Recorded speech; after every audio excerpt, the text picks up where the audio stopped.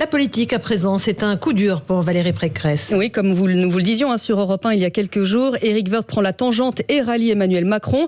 Il fera même campagne pour lui. Alors, est-ce que ça doit inquiéter Valérie Pécresse à 4 jours de son grand meeting porte de Versailles? On voit ça avec vous, Alexandre Chauveau, bonsoir. Bonsoir. Vous êtes à la Maison de la Chimie où se sont réunis les comités de soutien à la candidate qui manifestement leur a posé un lapin au dernier moment.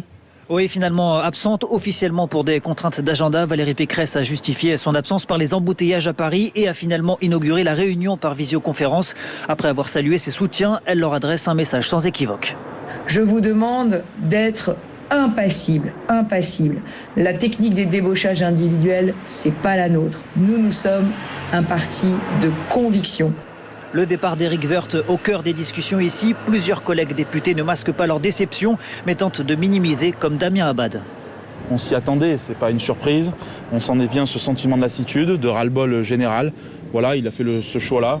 Je le regrette profondément pour lui et pour notre famille politique. Alors au-delà de son départ, c'est le timing qui interpelle. À quelques jours du grand meeting prévu au Zénith de Paris, censé donner un second souffle à la campagne. Vincent Jeanbrun, proche de Valérie Pécresse. Je pense que le timing, effectivement, signe un petit peu le crime. C'est-à-dire que le faire à ce moment-là particulier montre bien que tout ça est commandité directement par la Macronie.